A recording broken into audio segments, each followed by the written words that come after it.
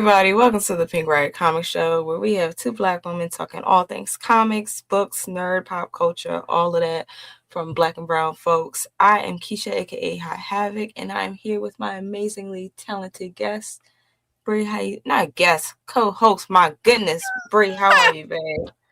I'm doing all right. We out here. Sometimes it be hard and life be kicking us in the puss, but we persist. Mhm. Yo, Yeah. it hasn't, but it's gonna be all good because we're Yes. here, and we're gonna have a great time. I got all my sisters with me. Mm, mm, mm, We mm, are mm, mm. family. Sing it. Everybody sing. No. But no, it is. I guess I will talk about the good things. I have worked out regularly for the last 3 weeks. I'm really trying to make sure that I'm You know good what? for Hell this yeah. You know what?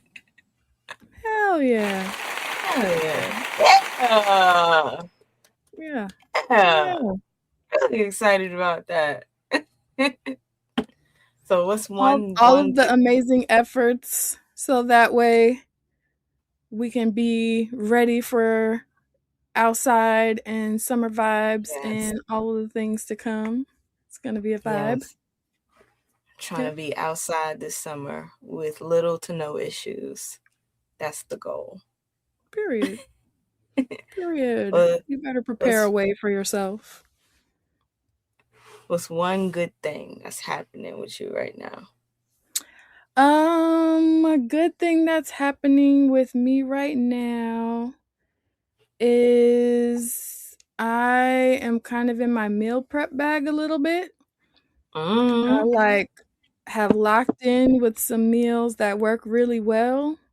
I haven't got on my hype and been in the gym for real, but I have been trying to do small things to build into what my routine will look like. And Yeah. it's really nice because I don't like to have to cook every day.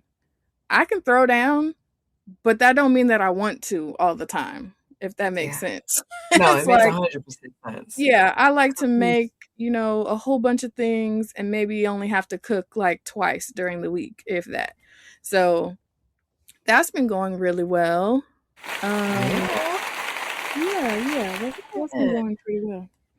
Because I Yeah. definitely haven't been meal prep. Because for real, like getting healthy and doing all of that, it's like 80% nutrition. Like it really is about what you eat first. So like Mm. do that. Do that. Do that. Do that. Do Do that. it. Do Do it. Do it. Do it. that. Do it. Yeah, we're trying to. It's Yeah. funny. We both picking it up from the ends that feel most right to us right now, and we both pick different things. Cause baby, uh, that's more than a notion to be doing that other side. And I just, right now, it's just not sitting right with my spirit. So I will get there Understood. eventually, but it's like that. It be like that. Yeah. Okay, Yeah. LT. LT says I celebrated 2 years in CrossFit on April 28th, but my diet needs Yeah. to get on the good foot. Like you Yeah, it said, does. you got to You start putting where you yourself through can and add as you go and make sure that it's sustainable. Because if we're being real about it, like if you try to just attack all of the things at once, not gonna that's work. not always sustainable for everybody. That Yeah. didn't seem realistic to me because I will get burnt out real quick and then it'll be every meal is a cheat meal. So, Mm-hmm. yeah, I'm like, let's just make better choices and plan and prepare for the week so we're less likely to be on DoorDash on our BS. You know what I mean? For a Facts. number of reasons. Like financially, that's irresponsible. And then that's never going to be the best choice for your body if you're eating out all the time. So, yeah. And then you're like, let me hit this CrossFit. CrossFit is more than a note, way more. So Yeah, I'm just like, you know what, LT, take your time. That's all right. this is true. What up, Brayburn? Bray Bray. That's How is right. everyone LT said, y'all already doing? know the drill. Hit the like button and be sure to go join the Patreon and support our superheroes. Yes, Yes. yes. One time for the one time, LT. Hey, Regine. Hey, Virgin. Oh my goodness, we're gonna talk about it later. But the Eisner Damn. Award nominations just dropped like a few hours ago, and this is Yes. super exciting. Yield Super exciting. to us. Hey, Jana. Hey, hey. Absolutely. Podcastresses in the building. You know what it is. Yeah, we are. Okay, talk about it, LT. LT Oh, said, "Oh y'all not snap, we're gonna go from summer fine to super fine," and that's on y'all period. don't Because yo. Your girl is already like stacked, and I stay just out of shape to help other people thrive. So like you know, so just understand the summer I'm gonna be a problem for everyone. mm. What's that? On top of cars. That literally, yeah, that's the motivation. Just pure, unadulterated ignorance and shenanigans all summer. Yeah, I'm here I'm gonna be for a it. problem this summer. I'm trying to be a problem this summer. Yes, Problem good this summer. problems, good problems. Brayburn said, "Let's hear it for minimal issues." Yes, like Yes, yes. sometimes it's a win to not have anything to report. You know what I mean? And We we're want rocking with just that. nothing to happen. Oh man. Jana, it wouldn't be a Pink Riot episode if Jana didn't run it about the planner. Jana said the notable exception being this planner that's going to change my life in one go. You know what? I'm glad that I'm you have excited. the faith in the plan, that type of faith in the planner. That's what keeps us going about this. It's gonna be great. LT said, "Well, once my diet is on point, watch out. Black man joy is gonna be loud out here." You know It what? better I you want to better be out in encourage these you to streets let it be frolicking. loud while you're getting there because That part. one thing I'm always listen, I'm a mid-sized queen and this belly ain't stopping nothing. You hear me? Not a damn We thing. out here, okay? Hmm. And now once the waist disappears, y'all, it's really going to be some trouble, but that's not going to stop me from doing nothing until we get there. You know what I'm That saying? part. That part. Yeah, we out here. Yes, and Stephanie Hey. Williams. We are a Stephanie Yes. Williams fan account, and we love to see her win because she be working. She be working. She be working. Yes. So it's She's good the to see sweetest her and she getting the acknowledgement she deserves. What were you saying, Keisha? yes. No, I'm saying she is deserving of all the love she's getting right now. All the accolades, all the acknowledgments. She's so that woman is amazing. I Yes. can't wait Yes. for her to be back on the show. Right? Sames. Same. And everyone is just really appreciating you being so gracious with your body and journey, Keisha. Well, we try. LT said, LMAO, she helping y'all out. You know, I'm glad y'all I do what understand. I can for my friends and neighbors. Period. Oh LT no, not said, hey, my black man joy is turning up as we speak. Well, key it up then. Key it up, LT. Period. All of the hold on. vibes. All right, I am sending something to our guest right now because I Perfect. think we're having some technical difficulties right now. You know, sometimes it bees like that. But yeah, so I guess while we're figuring that out, I want to see what's really good, what's going on in the chat. We shared one thing that's going well for us this week. LT shared one of his. We'd love to hear from you guys. What's a good thing that happened to you this week or something that's going well for you this week so we can spread some more of that joy. And I guess our question of the week is, let's see. How do you see what is your like I need a spike of joy thing that you do to like kick things up for yourself? Because I know I have my little joy list. It doesn't have an official name, but that's essentially what it is. It's like what's a small thing that I know that I could do that's gonna give me a quick little boost. And so my list is I have my all of my comics and stuff in one place, but I like 3 short boxes. It's gotten larger now, guys, of the recent books that I need to catch up on or that are higher up on my list of things to read. And those stay in rotation in my area where I'm usually reading at. And I like to think of it as like a bite size, like, okay, I have to work because I'm an adult parent, all of that type of stuff. But I can steal 15 minutes and do a face mask, have a smoothie, and read a comic. So it's like, Love that. yeah, it's just like it feels like you're stealing a sliver of joy for yourself for the day. Like, this would be a normal boring Tuesday, but I'm finna just go find my little happy place real quick. If it's not that, I have a playlist of happy songs where I just have to like get some motion in my back and shake off all of the negativity. So I will literally just stop what I'm doing and throw ass for like 10 minutes.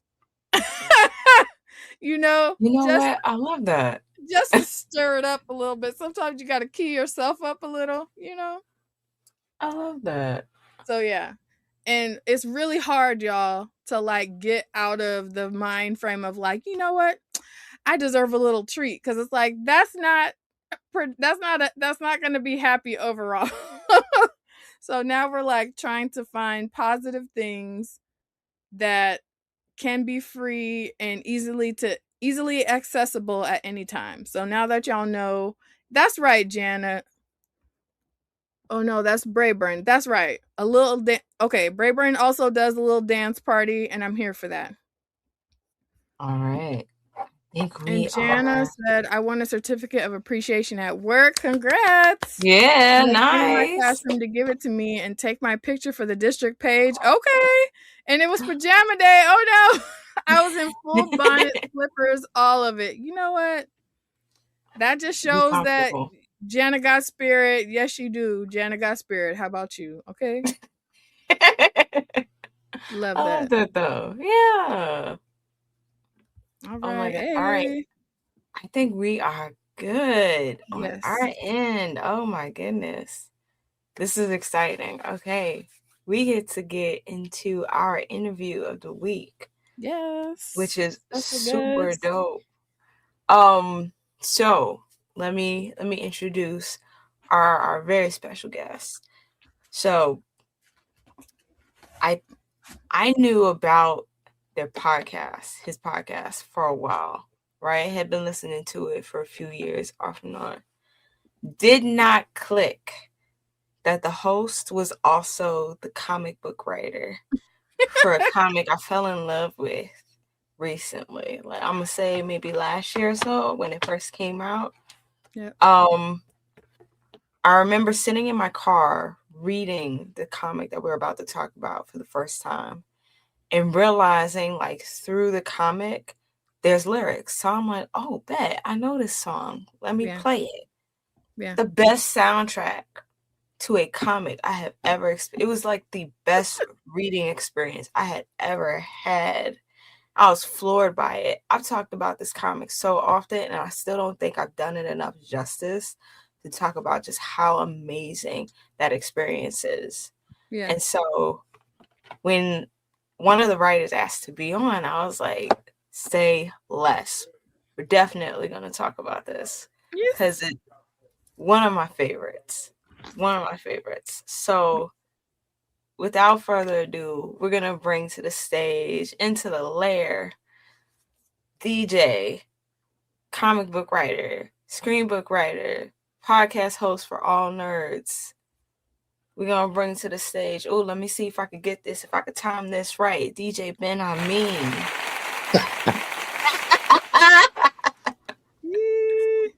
Oh, look at that. Yeah. Well, thank you very much for that great intro. It's really an honor to be here, and it's really amazing, truly, to hear people. I'm still, even though the book has been out for a while now, I'm still at the shock stage whenever someone's like, "Oh, I read it and enjoyed it." That's still like crazy to me. So, yeah, I'm still very of that type of Thank you. Y'all did an amazing job with this one. I was floored by it, and I have a bunch of questions, so I'm not gonna fangirl. Go ahead, Bree. No, I love it. We'll get there. Please do. I'm just like, we love to see a humble king, because there's no way, there's absolutely no way that you wouldn't have any idea like how well received this would be. Oh Like, man. It's first of all, it's visually stunning. Okay. Yeah. Well, there's that.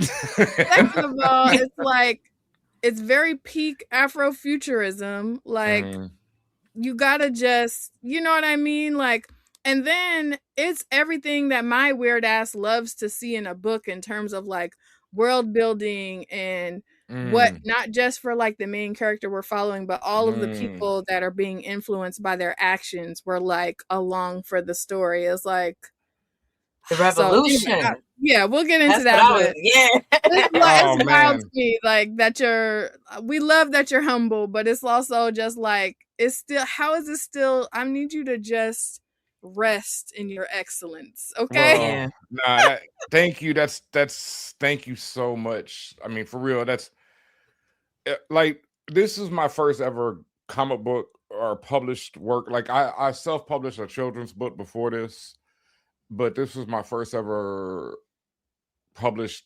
graphic novel, comic book, anything. And I'm such a huge comic book fan. I grew up reading them. I've read so many, and I can't say that I knew that, I was constantly, and, not now, I'm kind of more past that, where I know that we told a pretty good story, and I was pretty confident, and we got across a lot of the things that I wanted to talk about. So I can say that. But as far as like, did it work for people? That's still something that I know I do not hold like, oh yeah, I knew this was great. Yeah, it's still like, I'm still so happy and overjoyed that people really enjoy it. And I just love hearing about it, because so much love and care went into it, at least from our perspective, that, I just love discussing it and talking about it. And but no, I do not think of it as, I was just really happy to do a lot of the things that I wanted to do, but how people receive that is a whole nother thing. That's fair. Okay, that's totally fair. So you gave us kind of like the groundwork of it, but we want to hear the deep of it. So anytime we have guests here in the Pink Riot Lair, there's a particular question we always ask them, and it's, what is your comic book origin story? So like, what got you into comics and reading and enjoying comics, and what got you into creating comics?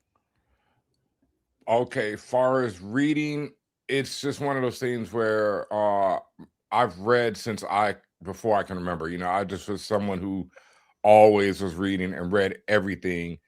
And even before comic books, the first thing that I really got into, well, first was science fiction, because that was like the very first thing from day one. Was I wanted to be a film director when I was very little. And that's something, I went to school for film, shout out HU and all that. Hey. Yeah. And so I've been, it's something that I've always been. I've worked in the film industry. I've worked as a television writer, but comic books came, like I said, first it was Star Wars, science fiction, and then it was role-playing games, a lot of Dungeons and Dragons, and then comic books came very early.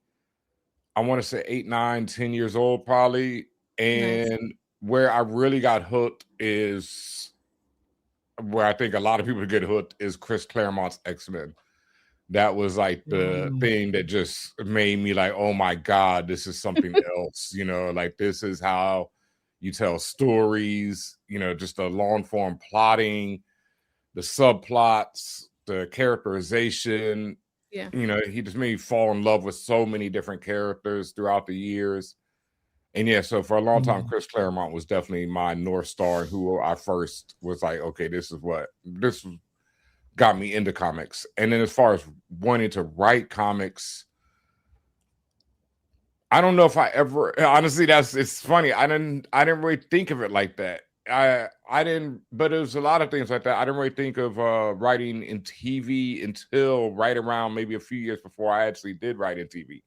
Because even though I always wanted to do it, I was doing other things like DJing, podcasting, and then writing in TV kind of, it just became one of those things where I was interviewing all these people who were working in TV, and I was like, I should be doing that.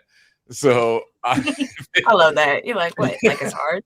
Yeah, it's I know it's hard. I know writing is hard, but I just know that I work hard at things, and I know I study things, and I'm like, I can do that, you know. So I just put it in the air that year that I was going to get on a show, and I kept interviewing people, and I kept asking people, and eventually it led to me getting an interview getting to work on American Gods. And that's how I worked on American Gods with Mello Brown, my writing partner. And that was our first, we've known each other for years, but that was our first professional gig together. And come on, casual flex. I mean, yeah, to me, I get it, it's a flex, but it was also like, it was a lot of, that's a really short story, but we really worked to get on that show, and we really put in a lot of effort. Yeah. And then it was hard after that. I haven't worked in Hollywood since. So it's like you can flex, and it's also like the reality of it is Hollywood's interested. So yeah. But I long story short, I did not think I was to write a comic pretty much until one day Mello asked me, do you want to pitch on Jimi Hendrix? And it was just like, yeah, why not? Of course. Yeah.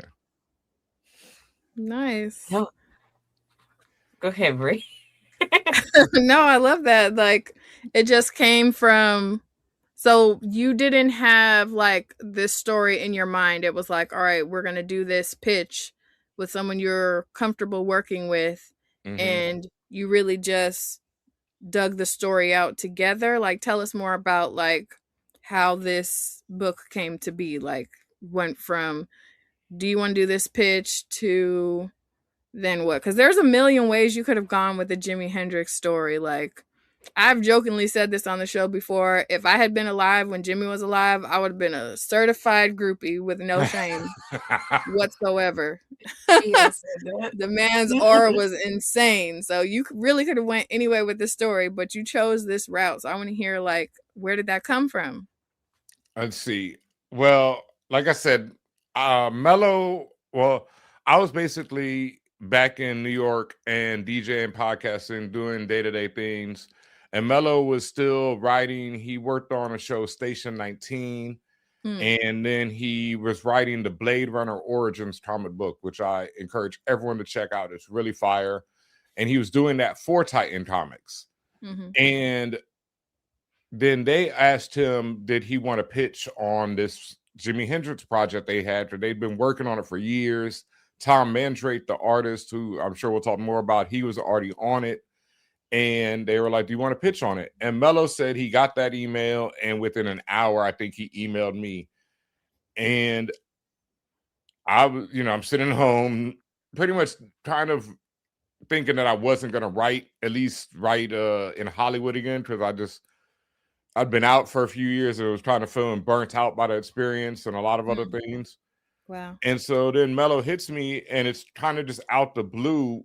And it was funny because the day before I was at New York Comic-Con, and a good friend of mine, Isaac Goodhart, was like, hey, Ben, you got to write a comic. And Isaac's a really dope artist. And I was like, I'm not writing any comics, but I'm done with writing. That's how I was feeling at the time. Yeah. And Isaac was like, nah, man, I'll draw a 2-page comic and you'll write it. And I'm like, well, if this dude draws it, I got to do it, because Isaac's incredible. He draws this book, The Oddly Pedestrian Life of, it's not Jimmy Chaos. I know which one you're talking about. The Oddly Pedestrian Life of something Chaos. Jesus, I can't remember the kid's name. Christopher Chaos. Yes, Christopher Chaos. Incredible book. Check it out if you can. Incredible book. And so I'm like, okay, I'll write a 2-page comic. And so I go home and I start thinking about it. And then I went back to New York Comic Con the next day, and I gave him this idea for a pitch. And he was like, yeah, this is dope. We'll work on it. And then that night, Mello emails me, I think, and it's like, yo, would you like to pitch on this Jimi Hendrix comic? And so it was like the universe, as usual, was just, pushing me in that direction. Hey. And yeah, whether I wanted to or not. So and it's funny with Hendrix, I have like that same type of, not groupie, but almost groupie. And I played him in a college short film. I didn't have any speaking lines, but at the time I had a huge afro and I was super thin and skinny. And so people were like, yes, you can play Jimmy. And so I played him in a film, and my uncle around the same time gave me my first Jimi Hendrix album, which was the Band of Gypsies album, which becomes really important when we get to writing this story. Yeah. So I always had this connection with him. One of my favorite groups of all time is Digital Underground. There's a couple of shout outs to them in the book because they sampled Jimmy. And that was like when I was a kid, the first time I really heard Jimmy was through sampling. And they're just one of my favorite groups. So I just always had this connection with him. I just always loved his weirdness, his otherworldliness, how he, saw music and how he pushed music. And then when you talk about this story that we told in Hendrix, basically Mello gives me this, call and like, do you want to pitch on it? And I was like, hell yeah. And it was immediate for me. I knew that we could tell this story of this idea that I've had in my head. And it's really that a lot of people have in their head, as we've seen in like the movie Sinners and just everywhere. But I describe it as the river of Black music, and the idea that Black people have been making one continuous form of music since they arrived in America, and just technology and time changes. And that's the only way that, the music changes. But basically, we've always been making blues, and we're going to keep making blues. It's just going to be different variations of blues.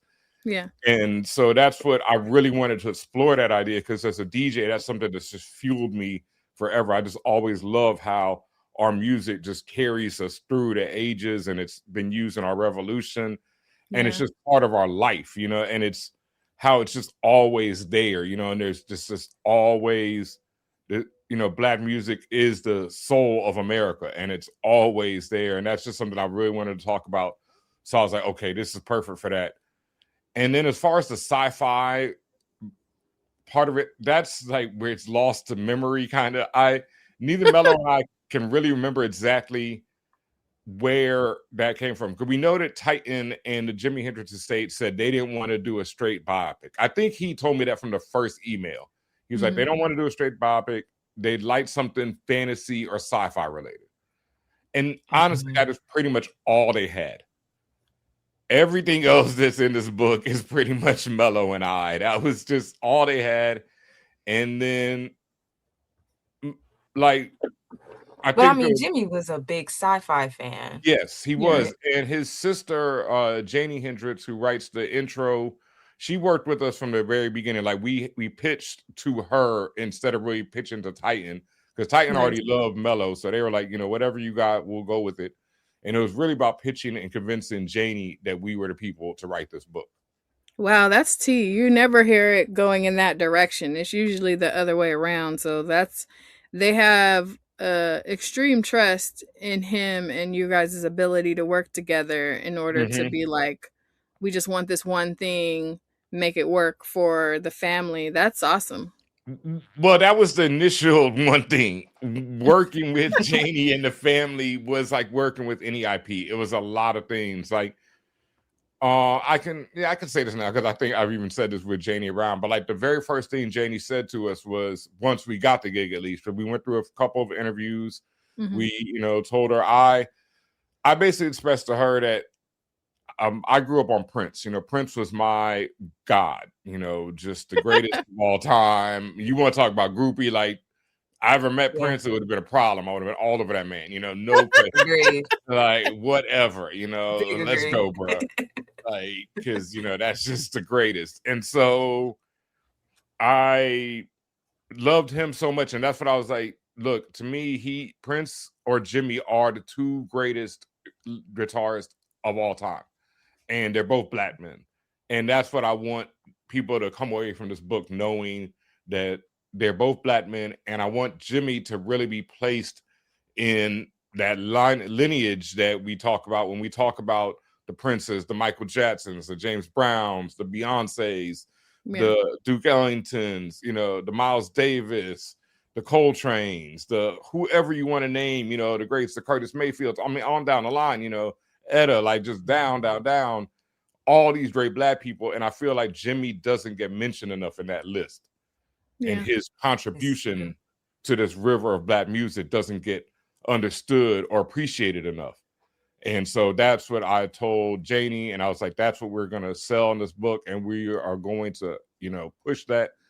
And like Mello said, we're just trying to write the blackest book we can write. Yes. And no, that's like, I think the very first interview I ever did when I didn't do it with Mello was just like, look, whatever you say in this interview, just make sure you tell them that we wrote the blackest book ever, because that's just like, that was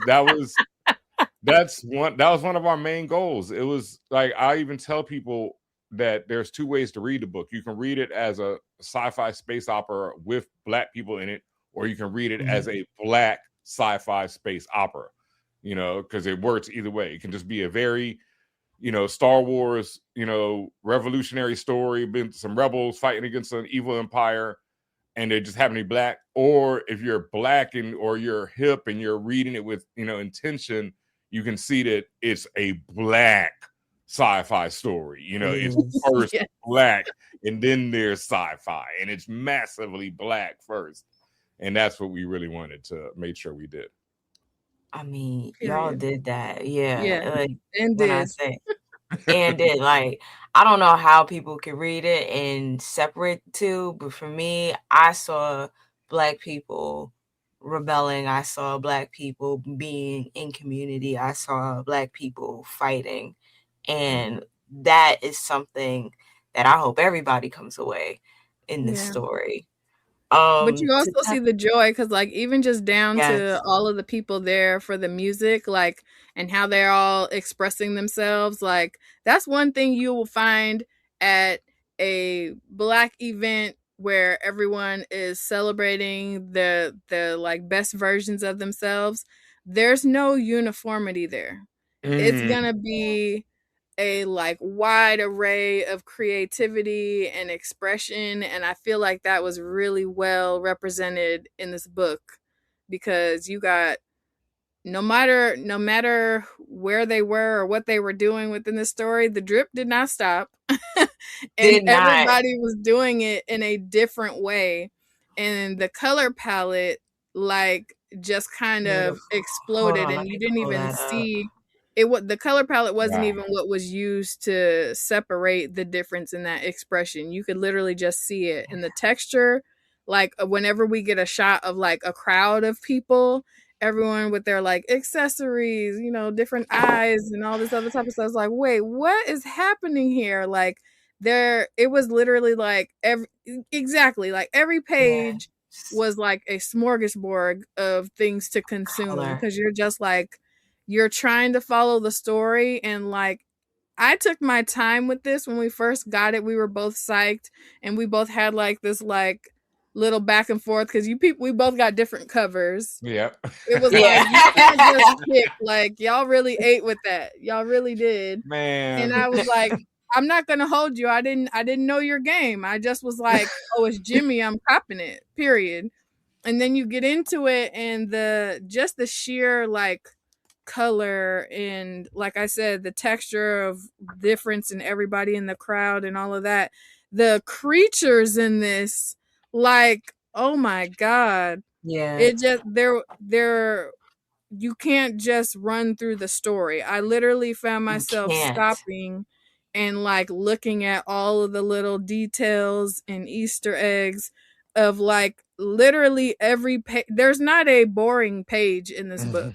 Wow. Not a single boring page in this book. Like, you had to slow down to read this book. You did. Like, in order to take in everything, in order to understand everything. Honestly, I'm going to keep going back to it, because the way you threaded music through this was Yeah. so fantastic. Yeah. Because usually when I see that, it almost reads like a storyboard. It reads like it could be, like it was supposed to be a movie, but someone, adapted it into comics or something. But no, like this is a comic that is musically narrated, which is so hard to do.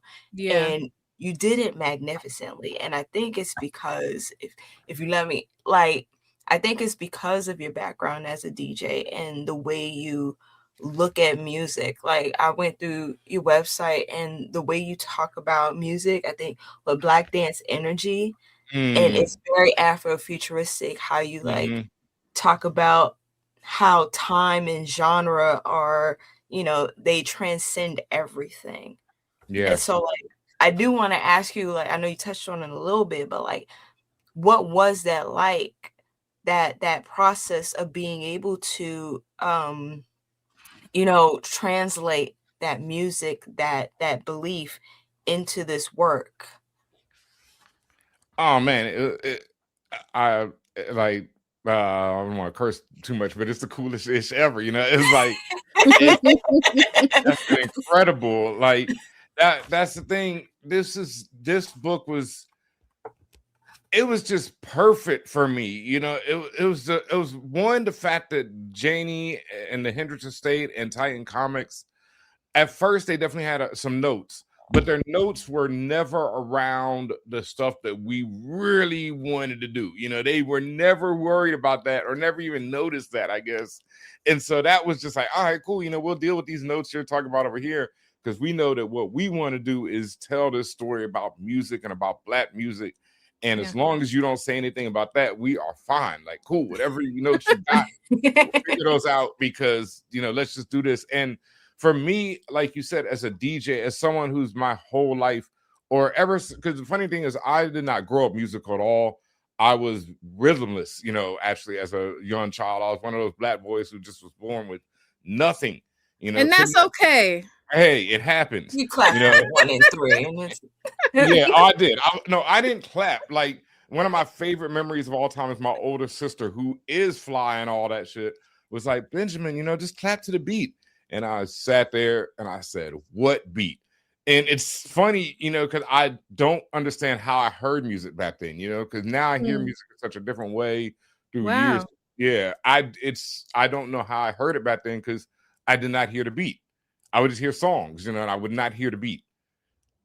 It's so weird to me. No, that's really interesting. Like, I guess it's like translation regardless of medium, and that makes it even more awesome that you're an actual DJ now at this point. Because what did that journey look like, that transition to I hear no beat to now I'm, you know what I mean? Like, years of struggle. Like, I was definitely an offbeat DJ for a long time.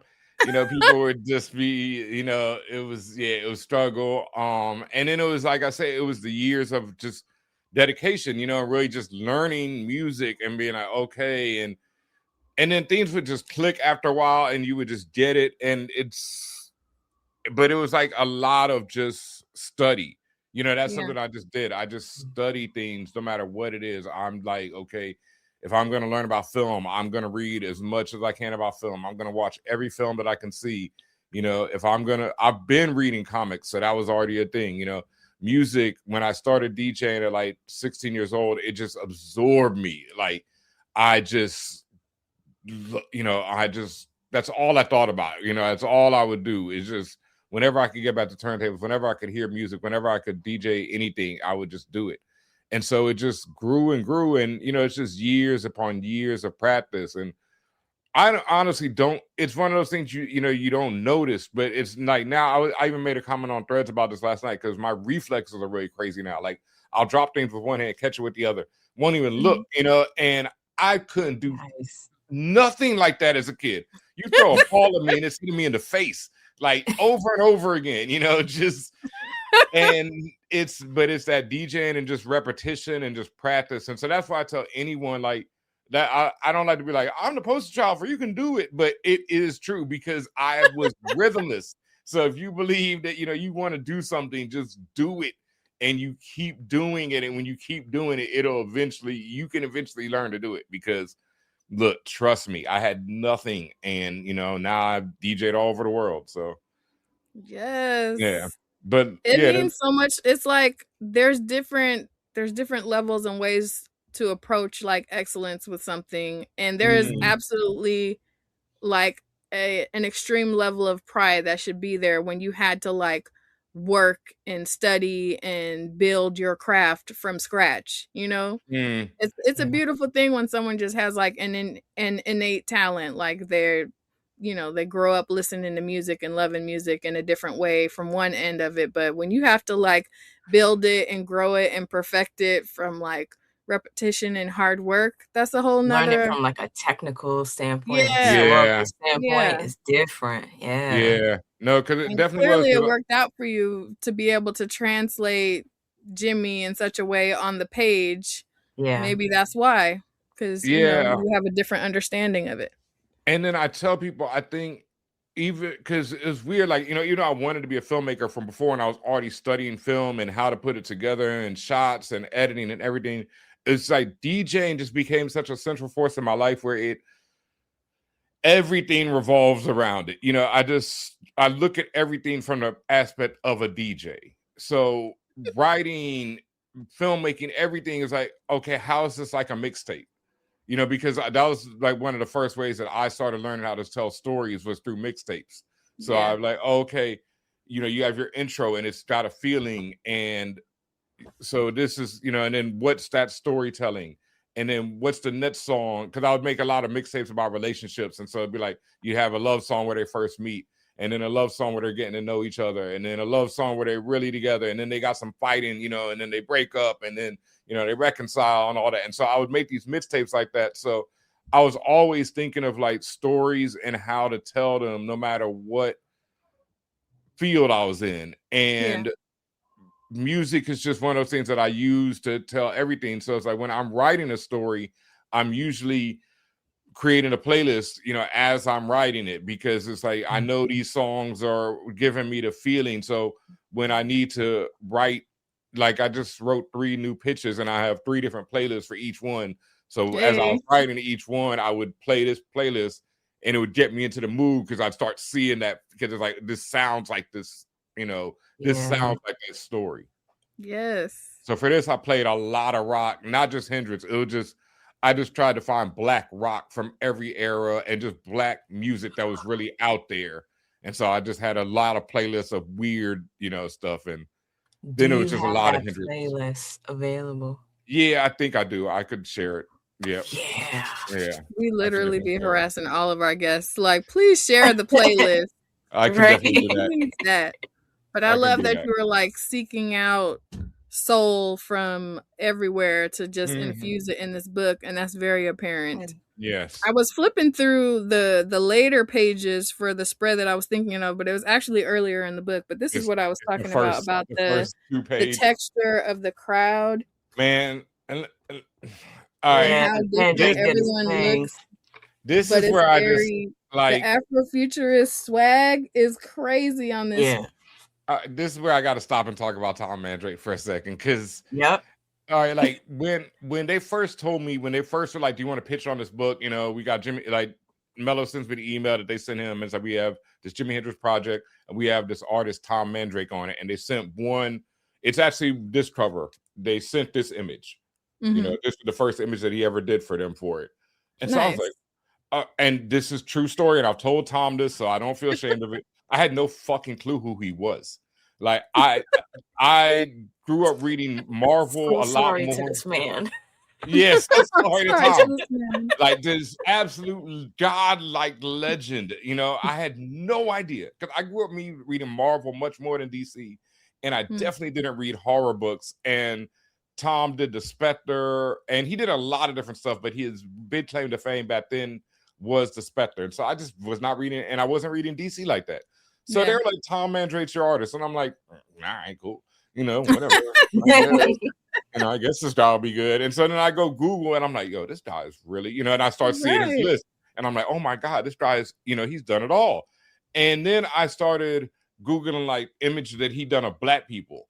and he had this book. I think it was in the Spectre, and it's like from the 90s, and he had all these dudes in the hood, but they weren't like caricatures, but they all were black as hell. Like, dude had a Gumby, another guy had the 3 cuts in the eyebrow trying to wild out. You know, it was all these little details from like, is this not a Negro? You know, like, like, who is this white man? You know, like, how does this dude get it? And so we get on a like, who is this Negro? Yeah, we get on an email, you know, a Zoom call, and I'm like, look, Tom, you know, that was my first thing. I didn't, you know, you can draw black people, you get it, you know, so I don't need to discuss that. And Tom is like the sweetest, kindest, most amazing person to work with. And, you know, he's a legend beyond legend. Like, it dawned on me when I started telling people, like when I told Isaac Goodhart, who I told you wanted to do the 2-pager for me, and is an incredible artist, incredible young artist. I was like, oh yeah, we got, you know, Tom Mandre, and Isaac's jaw dropped to the floor. You know, what?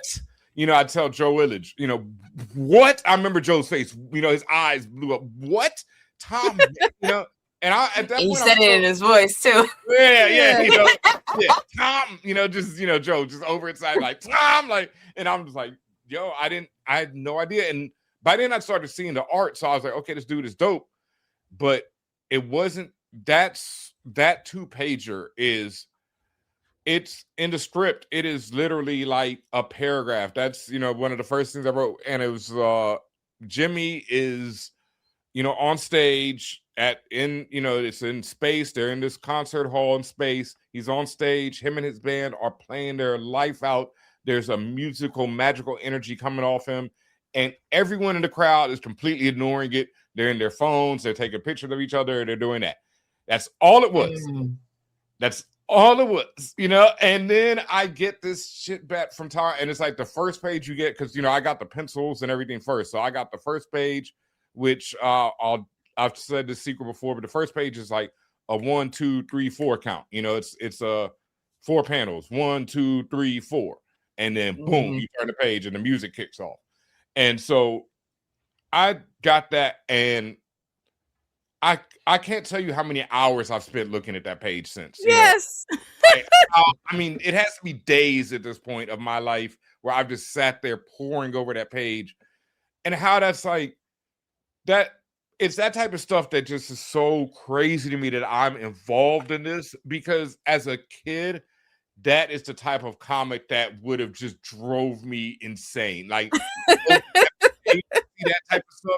And to see all these different characters who aren't in the book, but are just going about their lives and all have these inner details and lives that you can see. Yes. And they all look so cool. And even like down to like what you see on people's phones, because obviously it's a concert. People got their phones out, and like reflections in people's goggles and stuff. Like, it's nuts. The longer you look at it, the more hypnotized you are. It's that good. And as a kid, I just love books like that. I just love anything where, like that, something y'all said earlier in this when you were talking about the world building, that was like, you know, it just hit me in the heart when you said it, because it means so much to me, because that was a big part of what we wanted to do. Like I said, I came up on X-Men, and I jumped into the middle of an X-Men story. I think I came in a few issues before the famous Mutant Massacre. So it's like 180 issues of X-Men before me. I didn't know anything, but that was what was so dope about it was, you know, a character be like, remember when we did this with this? And I'd be like, what's that about? You know, and it was just so, you know, that would just drive me crazy. And so that's what I wanted you to, you know, even though this was the only one of it right now, at least I just wanted to feel like this was volume 3 and you were stepping into a story that was already going, and it make you want to know what was volume 1 and 2 and volume 4, 5, and 6 as well. So that's what we were going for. And Tom he's just the type of artist that like I said, because it was so many. And I think it was by then, honestly, because the first page I had very specific, when I wrote it, like I said, I write and think like a director. So I had very specific camera angles and how I wanted even the page to be laid out. I was thinking 1, 2, 3, 4 bars. I was thinking Cowboy Bebop, honestly. So the intro to Cowboy Bebop, you know, how to bars of color shoot across the black screen. So that's how I was thinking. You know, it'd be a black page and then 1 panel, 2 panel, 3 panel, 4 panel, 1, 2, 3, 4, bam. And then he sends me the back this page, and it's like the first page is, you know, it's 1 panel over here, 1 panel over here, 1 panel over here, but it's incredible.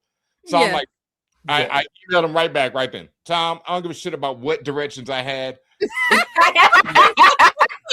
Irrelevant, does not matter. As long as gosh, general gist that is so awesome. said, yeah, as long as you get the general gist, don't worry about panel count, you know, because like I said, it's my first book, so I'm trying to figure all that out, how much you can put into a panel, how much you can do per page, all that stuff. So I said, look, I will write around you.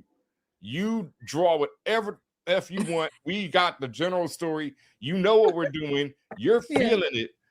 Like, that's something else I will never forget and treasure forever as long as I live is, I think after Act 1 or 2, when we sent it to Tom, he emailed me back and he said, I'm so inspired by what you and Mello are writing.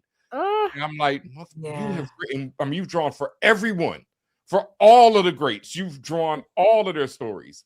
And for you to say that, you know, I was like, well, you know, I'm gonna put this pen to birth them because we ain't done yet. And you know, I mean, but y'all did y'all thing. Let me pull up one of my favorite panels. Is right here. Is that's on the, it's on the back of the book also. Oh, see, I didn't see. It's not on the back of mine. Yeah, it's on different covers. And and that one, that panel alone, like that. See, and that's when I talk about gracious and Tom being just one of the best people I can possibly. You know, I don't know if I can afford him, but I might, you know, try and pay him out of my pocket to do another book because it's just, you know, but that panel, right? That's the home of the coalition. I can never remember what I named them, and I need to know. I love that. Yeah, it's the evil coalition that's led by, well, their representative is Backwash Cortez, whose name I'll never forget because I love him so much. But at first, they were just in a giant, I think it was just a giant spaceship with the dome on top, you know, and all this stuff. And as I'm writing the book, I think I'm getting towards the very end. In fact, this is like when I get towards that last panel where you see this happening, I'm like, wait a minute. What if the evil, you know, group who's been stealing from all these different cultures, what if their whole home was the stolen hand of a space giant like a celestial? And so Tom has already drawn this thing as just a big giant space station. But I get to the end and I'm like, what if at the end when we have this panel when we're showing, you know, possible futures and things that could happen, what if the space giant comes back for his hand? You know? And so I think of that and I'm like, oh my God, that's so dope. But we've already had it done. So I had to email Tom like, yo, man, could you, you know, redraw this panel on this page and make it into a hand so that when you get to the end and you draw this all makes sense. And he's like, oh yeah, that's a great idea. Sure. You know, and he goes and knocks it out and then it becomes the back of one of the books, you know, and that's just his graciousness and his talent and everything else, because that, you know, that was an idea that came in the very last minute before I turned in the last script, and it, you know, then eventually becomes the back cover. And I need y'all to understand that I showed that Lush page, the 2-page spread, and that's just literally like us getting introduced to, you know, the world or whatever. And then he immediately hops off stage and decides he's about to go parlay after, like for the afters at a totally different, you know, aquatic looking, under the sea looking, alien, other whole situation. And that's just his friend's nightclub. Like, what are we talking about? Like, and it doesn't stop there. It literally is like, we're gonna thrust you into this like beautiful lush surroundings, and every time we get ready to make moves, prepare to be amazed by the next thing.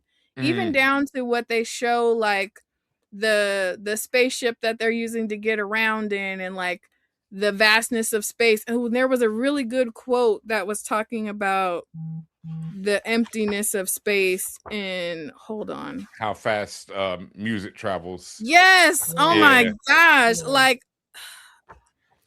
Just down to like they're aliens, that but was they're witnessed. like fish looking, but also humanoid, but also like, how is she still a baddie though? Like, what are we talking about? And see, that's it. A lot of that's Tom, you know, and then a lot of it that's us too, because it was like we wrote that, you know, the fish baddie, that she's feeling Jimmy, you know, and so Tom's like, okay, if she's feeling Jimmy, then she got to be a baddie as well, and so boom, we got a baddie, and it was just and then like I said, I come from growing up on comics, and I come from growing up on comics when people were just doing a lot of let's push it to the limit, and that was something like you said earlier about versus storyboards versus comic books.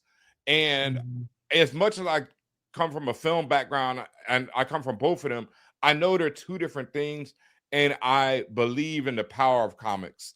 And so I wanted to really be like, nah, man, this is like that. I think this is and I'm gonna name drop a friend of mine, Kieran Gillen, who is like, you know, I that's another one of those weird things where I can say this is my friend now, you know, because I went from being, you know, a super fan of his to, you know, having him on our podcast to, you know, him reading the book, and we're, you know, he says, no, we're friends, man. You know, it's weird for me to say that, you know, but he has this idea and theory about how you can do whatever you want on a page. The only limit is your artist, like your budget is your artist limitations, and how you can't push your artist too much. You know, like if you give them something to do on one page, you either give them something fun to do on the nets, like we give them a page full of talking heads, give them a page full of dragon nets, you know, and let them draw what they like to draw. And I know what Tom likes to draw is crazy, weird, out there-ish. So I'm like, let me put as much crazy, weird, out there-ish in this book as possible so he can just go crazy on it. And again, like, you know, I grew up on things like that where you just push the medium, and I just wanted it to be like you said, you know, okay, we're in space right here. And then he steps out and you're in the middle of the air, and then he jumps off the air and dives onto a flying ship piloted by his homegirl. And then he jumps off of that into the ocean, and his friend's bar, we're probably not going to get sued at this point. That's our allusion to Miles Davis, because Miles Davis and Jimmy had a relationship in real life. And so, you know, we couldn't use Miles. There's a lot of hints right there that is Miles. And so we put that in, and that's when Tom, I'm like, you're going to get a sued, Tom, because he drew the bar and it looks like a horn, you know, it's like an underwater horn. I'm like, Tom, come on, man. Like, so it was, you know, it's just how we approached it was like, let's just go all the way in. And when back to Kieran Gillen, when he read it, he said it reads like someone who doesn't know if they're going to get another comic book. And that's pretty much how I approached it, because that's kind of how I approach a lot of things in life. I never know if there's going to be another one. So I'm like, let me do this the best way I can. And let me show people that, you know, Ben knows what he's doing when it comes to writing a comic book, you know, because that's something I'm a critic at the same time. And so I criticize all these people's books. And so I felt like a lot of them were going to read this. And so I'm like, I can't be over there talking all this. You're talking all that shit. You was talking all that shit when you was on the other side. And now what? So and then I knew that people like Kieran, people like Joseph Illidge, you know, people who I really respect and love were going to read it. You know, and so that's who I mainly wrote it for. Like, I wrote it for, honestly, it was for me. And then the people I was thinking about were like one of my best friends is Young Guru. You know, it's another name drop, I know, but that's my brother from before. Before he was Young Guru, that was my brother. And that's like one of the most intelligent, genius people I ever met. And he's also a super comic book head and a super music head and just a genius. And so I wrote it for people like him, like, you know, I'm trying to impress you, dog, you know? Yeah. And that was another one of my favorite compliments of all time, is when he got to read it, he calls me up and he's like, you wrote this, Ben? Like, you wrote this yourself? And I was like, bro, like, I told you, man, I you know, because I knew you was gonna read this shit. So I can't, you know, I cannot play around. Like, I can't be putting any half-ass S out. Nah, man. That's not how I was raised. I hear that. Oh, yeah. I hear that. Yeah. to be able to write, to have it in your mind to write something, you're like, nah, I'm writing for the greats right now. I need the greats to to give me that check of credibility. That might be like, egotistical, right? That's a little bit. no, but I mean, that's it got you this book. You got Stand you got on that. the like ultimate edits already in your head, because like if you're thinking about their voice and the critiques and the things they normally say about other books, you already have parameters that you kind of want to live in if you're reaching for greatness. You know what I'm saying? So like you had pre-edits just off of having those very black conversations in your head, like, you know what I mean? I don't know. Definitely. I don't know what y'all are on, but I be having arguments in the shower. Like, we gonna practice this out to see what that's gonna be like. And you're over here like, yeah, no, I gotta clean that up because this person will say this or they'll say that. Yeah. Oh my God. Like, and I'm a, you know, it comes to everything I do. Like I say, I go back to mixtapes. I will spend, you know, hours on one transition on a mixtape just because, and I know it's stuff that no one else will hear.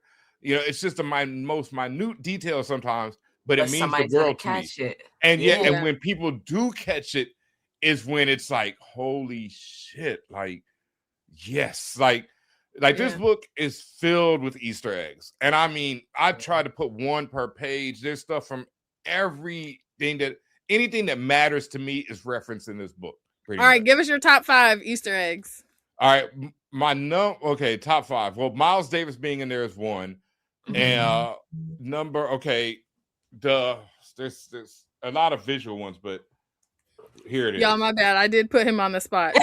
Yeah, you did, but I got it because I think about this all the time. This page right here is when Miles is speaking to Hendrix, and this is basically the thesis page of our book, is when our Space Miles is speaking to Hendrix, and he's explaining to him about the river of music and how all of us contribute to it. And it's not about forming like a lake, you know, off to yourself when you're like, oh, I'm this big ass lake all by myself.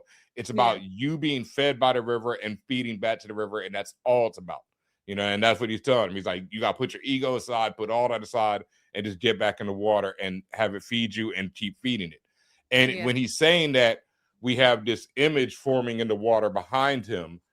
And in that image are some of our luminaries that I wanted to make sure we gave a shout out. And once again, you know, we didn't want to get sued. So these are allegedly, there's Shot G of Digital Underground.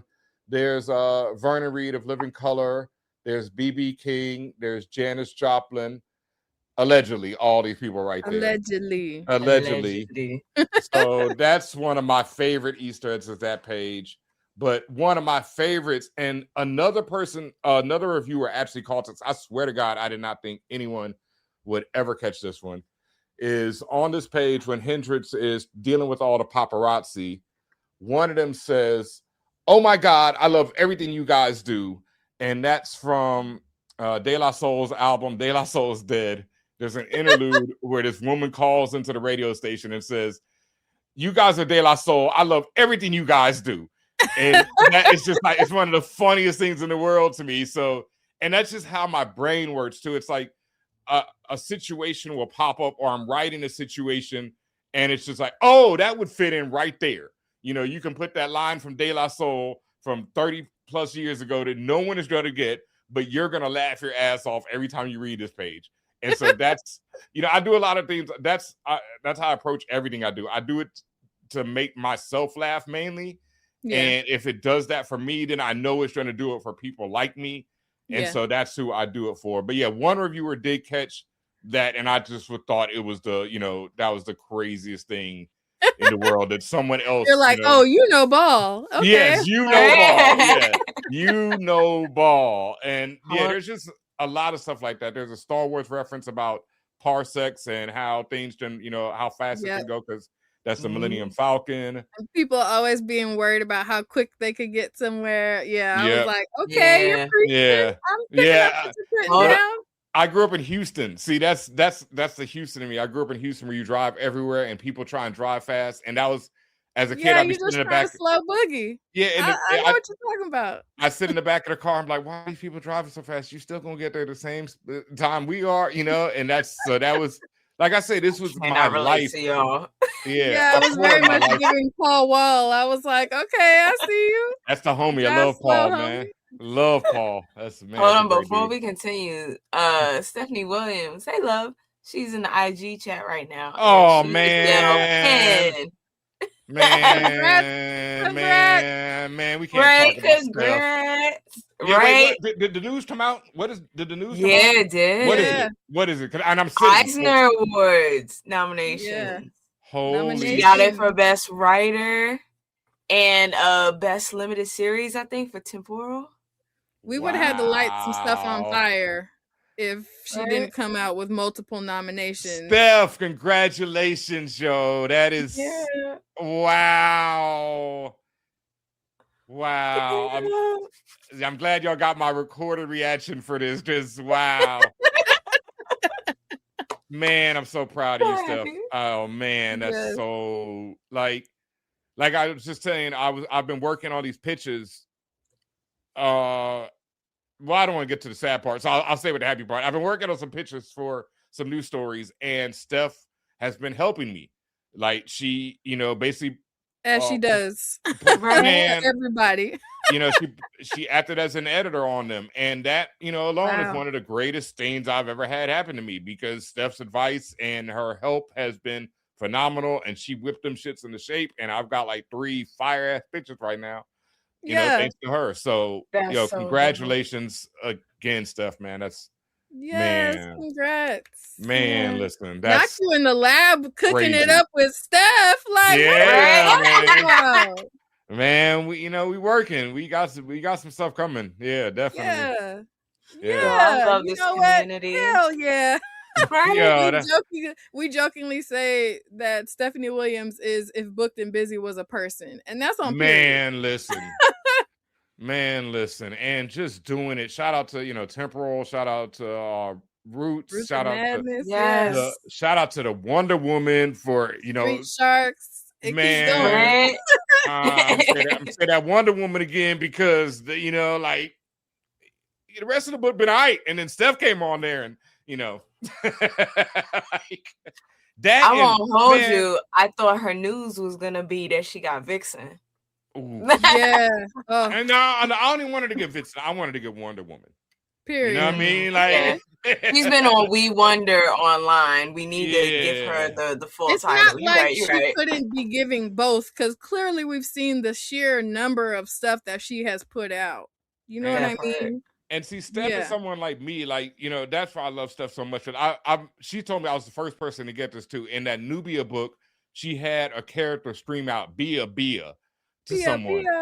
And I read it and I was like, no, didn't do that. I text her fucking immediately. Like, no, you fucking didn't. Yeah. And she was like, yo, you're the first person to catch it. I was like, you are.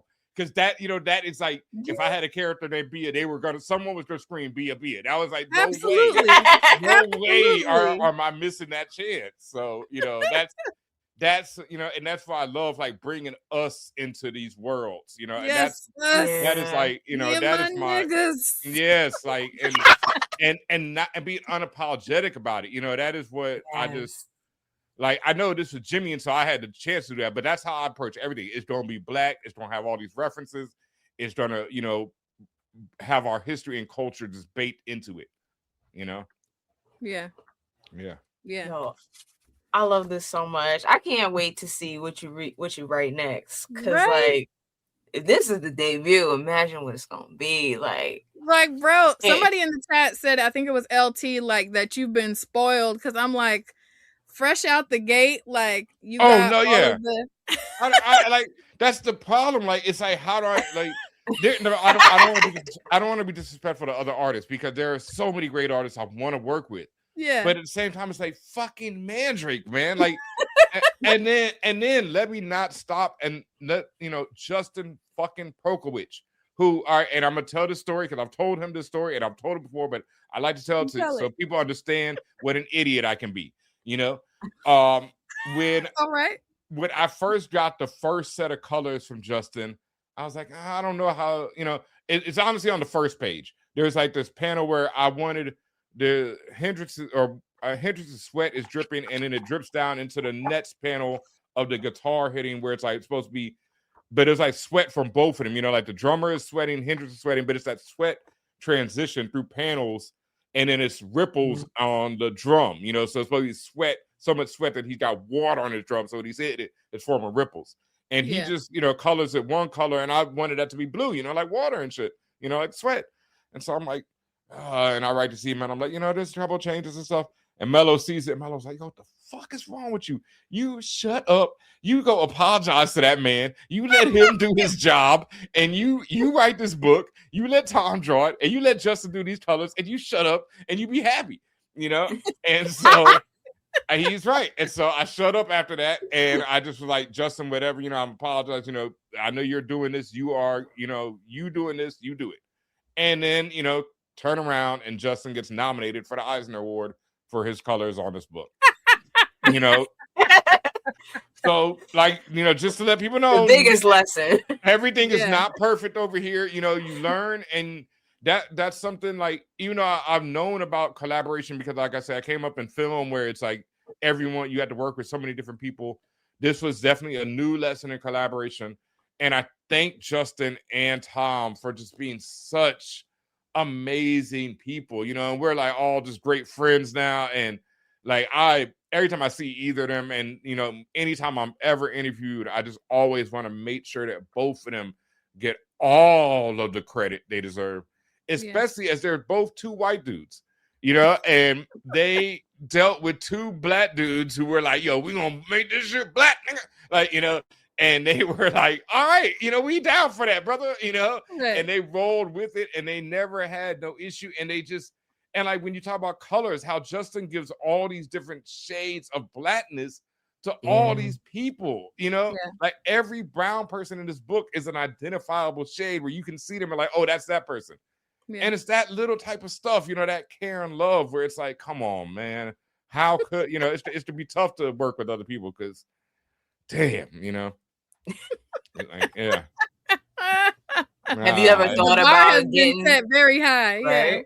Have you ever thought about eventually down the road getting everybody back together for something? We've thought about it. You know, we wanted to do a sequel to this. It's just, you know, I like the book sold extremely well. I think one of the covers sold out at the publisher, or was like very close to it, which is crazy for a graphic novel. You know, you know, we got nominated for the Eisner, so it had a lot of very good things going for it. As far as the sequel, we're not sure.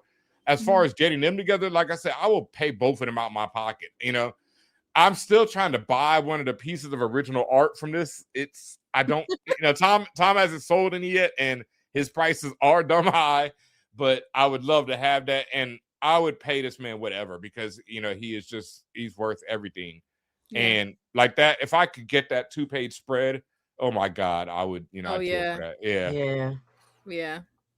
So, I'm rooting for you to get the band back together eventually. Yeah. People in the chat saying sequel. Yeah, no, thank y'all. No, like I say, going, like, you know, I know we started this, and I'm still at that where it's just amazing to me that people love this book, you know, and the people enjoy it and all that. That's just really so cool to me, because I can read it now and be like, okay, you know, I'm a perfectionist. It's so hard for me to enjoy stuff I do. I'll make a mix or something and I'll never listen to it after that. Like I said, I'll spend, you know, weeks on something and never listen to it again. And so it's difficult for me, you know, but when I pick this book up, I'll flip to any random page and I'll read it. And it's been time now where I'm like, oh, I wrote this, you know, and I can read it as someone who's just reading it sometimes and not think of, you know, I don't see the script anymore. I just see the page. Yeah. And I'm like, this works. You know, when I read it, I'm like, oh, this page works. It goes right into the next page. You know, it's like, oh, okay, I can turn the page and keep enjoying this. You know, it's so I'm still at that level where I'm not like, oh man, I killed this shit. I can be like, oh, it works. Okay, it works as a book, you know, yay, you know, like I'm still there. So people who are really passionate and love it, it's still, you know, it's just the greatest thing ever to me. Thank you. Yeah. The key was strong off of this one. So understand that. And I need you to know, like, I had to go digging to find my Jimi vinyl, because the Jimi vinyl that I have was from like a book that I was gifted, and it had like a collection of and I was like, when I seen the spread where the lyrics were like in the colors of the background and stuff, I was like, oh no, we got to dig these up right now. It's about to be an immersive reading experience. And I couldn't even find it that day. So I finished it. And then I went back for the reread with the music and was like, what the best what? experience. The best experience. Yes. If y'all if y'all don't know, y'all must read this book with the music playing. It is a different experience. And I feel like it's different than having, you know, like, because in books and publishing and stuff, sometimes they'll put like the playlist in the front of the book or something like that. Nah, this was different. This was magical.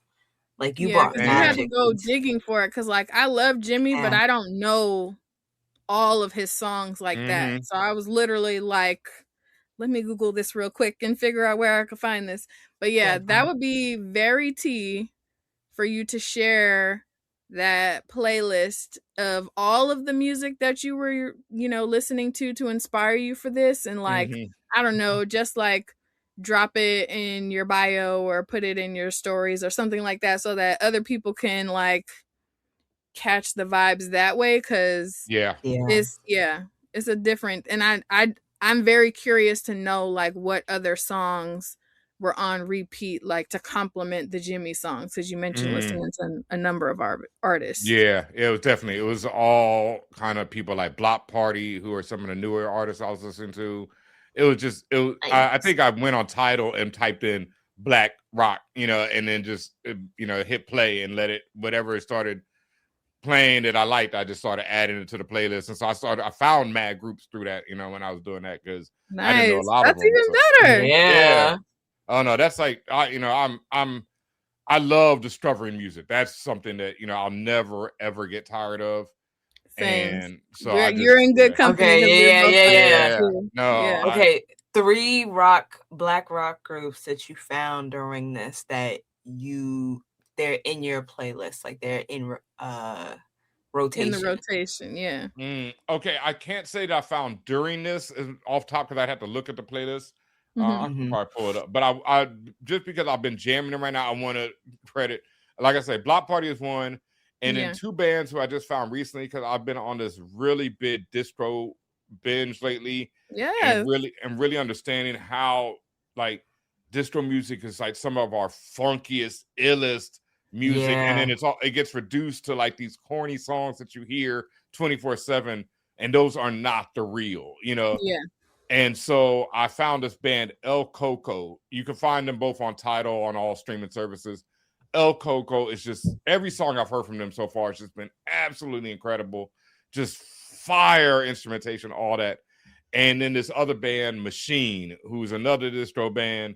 They've got this song. I've been playing it all day. I'm about to do a remix. There, but for the grace of God, go I.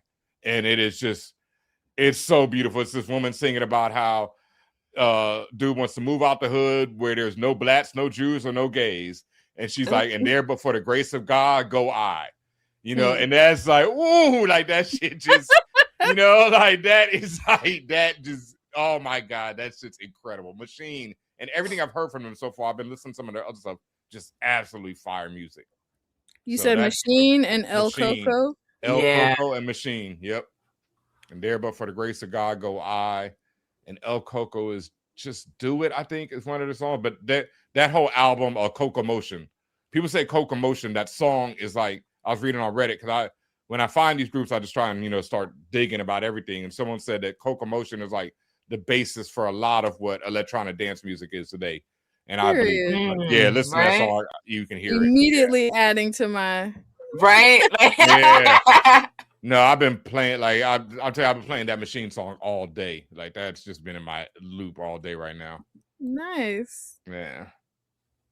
All right. Okay, we might have to, like, I don't want to, like, give you work. Eddie King, that's the last one. Eddie King, because I just found this dude too. Yeah. Eddie King. Man, it's like, I say this all the time. It is really, I feel like Black people will never get the credit. You know, like we have so many artists who are straight up and down. Wait, it's not Eddie King. Sorry, I want to get the right name for you. Who are straight up and down genres into their own. Yeah. You know, like they are so prolific, so much music, so much creativity has come out of them. Yeah. And I just feel like we don't, you know, that will never ever get understood or appreciated enough. Because like, you know, another guy I love, Shuggy Otis, who a lot of people don't know about Shuggy. And Shuggy's one of them cats who's like a Prince, you know, like a Stevie Wonder, like just incredible amounts of music and incredible amounts of funk and flavor. Curtis Mayfield, you know, Isaac Hayes, that's someone who I got into last year, heavy. Isaac, Thelonious Monk. I got into both of them last year. Man, Thelonious is like just, you know, and it's like Thelonious by himself should be a genre, Thelonious, you know, and it's the amount of creativity that comes out of each of these individuals. It just does not ever get, you know, appreciated enough. So yeah, I love an artist where you come across their music and it changes the way that you consume other music. Oh man, point of reference. That was Thelonious for me, because I like when I finally got into Thelonious, it made me look at people like Gangstar and DJ Premier, because I'm like, this is what, you know, Thelonious is playing the same rhythms and offbeat and just illness that Premier would later, you know, create through sampling. So yeah, it's, man, like, you know, it's just on and on. Wait, so do you also make beats? And it is Peter King. Peter King is the artist I was talking about earlier, and his song is called Ajo, Ajo. Really fire, incredible African. I'm not sure, he's a Kingston upon Thames. I'm not sure where the dude's from, but that song is some straight from Africa music right there. Oh, when you search him, that song is the first thing that pops up. Yeah. Because I found that song randomly, and then I was like, who is this dude? And then I went and, you know. So yes, I actually started making music a few years ago myself. That's what the whole Black Dance Energy thing is about, because I gotten kind of stymied and stuck in my career as far as the DJ, where I was doing a lot of weddings and the money was good, but I just hated it really. And I was like, I want to play house music and play dance music and play the type of music that I want to play. So I knew if I really wanted to get there, I needed to make my own. And so I started this musical movement. And the idea was Black Dance Energy, like I said, where it's just Black dance energy throughout the ages, and it's just my interpretation of it. And so I started making remixes and stuff and my own original productions, and it's all just house influenced, Africa influenced, Latin influenced, everything Black just influenced and makes you move. You know, that's pretty much what I do. And I have a couple of remixes out there all on the website, blackdanceenergy.com. And I recently sent this DJ Bridge, who is a phenomenal Black woman out of New York City. She's just incredible. I'm so inspired by her. And I sent her I have a Beyonce Virgo's Groove remix that I love to death. So I sent her that, and she loved it and played it recently while she was out, and she just been championing me since, and it's really bugged because I really love her. And, you know, she's just like, you're so talented. Keep going. So I plan to, and that's one of my big things for this year. And for the next 6 months is actually, I started today. It's like I have a really focus. I'm really getting focused. I'm working with a friend of mine. We're getting marketing and everything together. Just really focus and get this music and get this out there. So that's what. Period. Yeah. Well, you know, I ask because we are in desperate need of a vibey theme song as like our intro for the show, and we wanted it to be very, very blackety black, but also like part grunge, part punk, but with some hip hop to it. Oh wow! So, like, okay.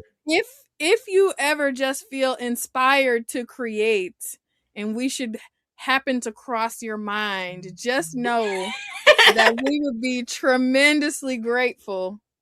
Very. Because I feel like you would interpret our vibes, our energy really well.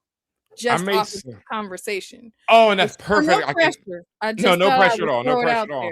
But that's so perfect because I get to shout out another band real quick too. Hey. And these are some friends of mine, some young brothers at that. Cold Court, COLDCORT. I want to make sure I got it right. Cold Court is like, man, I love these kids. They're actually friends of mine. Dope. Yeah, they're friends of mine. It's their sons is the band, and so I've known these kids since they were yay high to a grasshopper. But They look so cool. Yeah. Oh no, it is Court. It is Cold Court, like COURT. Yep, Nina. And Nina is the top track. And I actually did a remix thing that I got to finish for them. But yeah, I love these kids. They're really dope. Please, y'all check them out because it's really dope to see, young brothers continuing rock, and they rock and they shit jam. So yeah. Yes. Oh, we gotta check that out. Oh yeah, right. We love when the guest adds to our playlist. Yeah. Yeah. Okay. No, I love them kids, man. Cold Court. They got a show coming up in New York soon. I want to say May or June, but it's really soon because I'm going to it. Period. So yes, if you trip Brayburn fall said and make if a you Pink trip Riot and theme fall song. and make a Pink Riot theme song, It might nobody happen. would be mad. It might happen because I do it, like I said, I do a lot of dance music, but then I try and just make beats on random when I'm just like, messing around just because I just like, I come from hip hop. And so I'm trying to always make like, sample beats. I just want to, prove to myself that I can do it. So, if I throw something together randomly and, it's in that rock, whatever, then I'll slide it to you. Ain't no thing. Yes. Yeah. This is so I have no chill. Don't get fed. Look, as you should, man. That's closed mouths don't get fed. I'm a living, breathing representation of that. Like I got a lot of places in life just by being like, yo, what's good? That is just how I've made it through a lot of places, just putting myself out there. Yes, and that would make like such a really cute story of like, oh, where'd your theme song come from? Like, yeah, we had this really cool guest on the show, and he's like multi-talented or whatever. I can't with this accent, but I'm there. The accent is great. Oh man. But yes, oh my gosh, we've been fangirling for a hot minute, and we know that we kept you over time. We No. I know I've rolled in a little late, and if you have any more questions, please, because I love, trust me, I'm here for it. So don't even trip. Okay, cool. Yeah. Well, are we gonna do this, or are we gonna ask about what you're reading lately? Like I wanted to get a few recs from you and then give you the opportunity to shameless plug anything you have going on. So if you're cool for time, then let's do that. I'm definitely cool for time. Well, obviously, Steph I Will, Roots of Madness, Temporal, her Wonder Woman, and man, I'm not loving all of Absolute. Like I'm not like everyone else. Thank you. Yeah. In fact, Absolute Batman to me is kind of like a bit childish, I guess. It's funny because it's like some issues I'm like, this is the best book ever, and then next issue I'm like, this book is so corny. Like, it's so silly. The Absolute Wonder Woman is kind of hitting though. That's what I was getting to. Yeah. That's what I was about to get to. What's that? That's Kelly Sue DeConnick, right? Yeah. Yo, when you talk about putting your fucking foot in something, like I'll put down an issue with that, and I'm like, this bitch, like I get so mad. I'm just like, how the fuck you write like that? Like, oh my god, like how do you like the shit with Cersei and her mom, like and Cersei being her mom, like all those backstory scenes and how they tie into their current shit. It's like, how the fuck do you think like that? Like, I hate you. Like I was you hating her for being great. I was literally telling my partner this the other day. I was like, yo, man, I don't think I write like this. Like I just like, this woman is something else, yo. This is how you write. I don't like fuck, I was so oh man, that book upsets me. It's so good. And then the other motherfucker who, I've said before in this one, who is, Kieran fucking Gillen, like the Power Fantasy, which also got nominated. Shout out to them. Shout out to Yeah. Pastor. You deserve it all. Yeah. Like, you talk about hating somebody. Like, and Kieran, like, Kieran is someone like I text after issue 14. I was like, yo, bro, are you all right? Because Are you cool? I'm not all right after reading that. Like I'm literally haunted. And you wrote it. And so he was like, nah, man, writing about hell is not, it's not the best, And I was like, okay, because I'm not. And then I still have not, 16, right? Because it was 16 issues. I still have not talked to him after, 16. Like, sometimes that last, I'm not spoiling anything. I don't want to say nothing, but sometimes that last panel, those last few panels will just pop in my head. I'm just like, and it's just like, oh man, that's crazy. Because we were waiting for the trade for the volume 3 of that. So you haven't read it? I haven't finished it yet. We've read the first arc, which is absolutely phenomenal. No, it's you look stressed. The lean back is crazy. It's like I say, stressed him out. Like you can see behind me right here. I've got the poster for Wicked and Divine right above my Jimi Hendrix. Yes. Like Wicked and Divine is, that's when I first I became a fan of them with Young Avengers, and then Wicked and Divine was when I first met them and when we first had them on the show. And so that book is just life to me, like fantastic. I've told Kieran so many times about. I've read it too many times. It's everything to me, it is what a comic book should be, and and when you read his like essays when he talks about writing it, it's how it inspires me so much, because it's like how he's like, we wanted to make an example of what a comic book should be like in the 2000s or whenever they were created, 2010s, and so.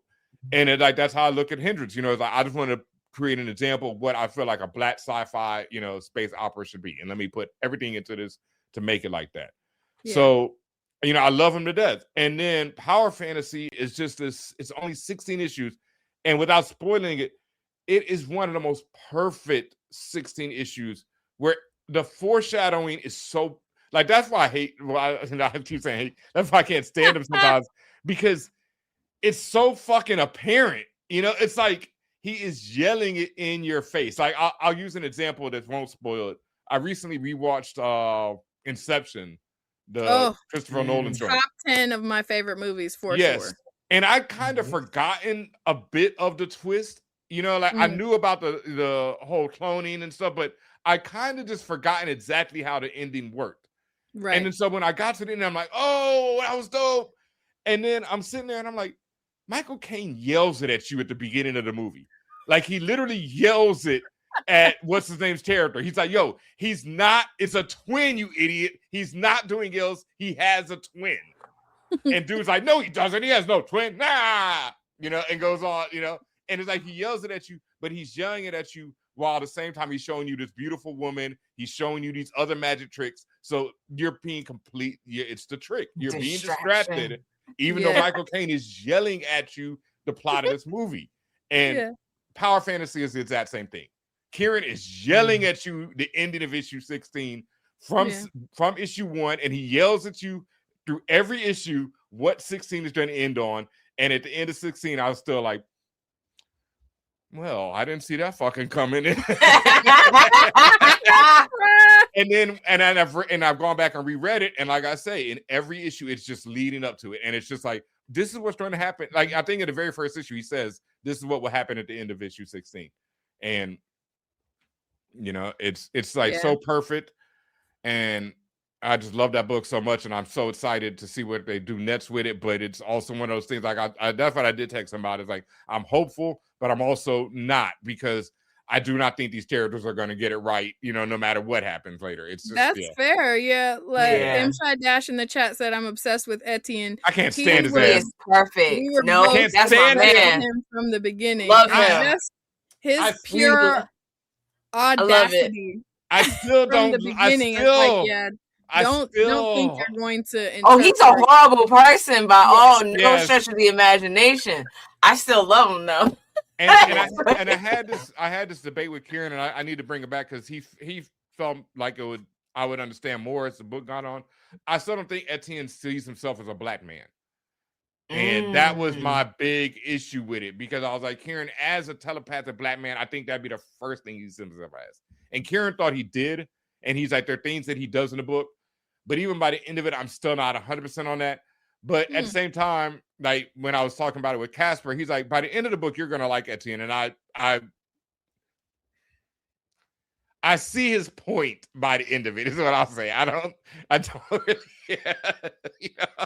Well, you know what it's giving. Yeah. It sounds like we need to have you back when we talk about this. Oh, right. I'm it's funny because I would love to, and I got a guest too to bring along if we want, because Waving the Red Flag, another great podcast, is it's some brothers who, you know, they wave the red flag. They talk about relationships issues and you know, red flags in them. And one of the brothers, Eddie Overgold, is a huge Power Fantasy fan as well. And we've just been trying to figure out when to talk about it. But I as someone before on Earth, shout out Tatiana King, I never like talking about comic books with dudes. I'm sorry. You know, if it's gonna be, you know, one other brother, I need, you know, some women, some queer people, something, you know, to balance it out. Or I cannot do it because I don't want to hear men talk. You know, I'm period. Like, you know what? You know what? Yes. And he said it, not us. No, I talk too much. I'll say it. The very first episode of For All Nerds was the very first, and I don't think this episode is ever released, was me, Combat Jack, rest in peace, Sean Price, rest in peace, and my brother Chico Leo. And we did that. We did a couple episodes in that format, and I think by the second one, I called Combat. I was like, nigga, this ain't working. I'm about to find some women. Like, ain't no way I'm sitting here listening to four dudes talk about fucking comics. Like, nigga, it's so corny. And so I put a call out on Twitter, you know, back then, and Tatiana and Jamie Rigetti responded, and you know, all of us are family, but Tatiana and I have been holding the spaceship down ever since. And yeah, I don't do anything without, you know, having some type of balance, because balance is key. The menses. Yeah. Look, man, you know, we are problematic to say the least, you know.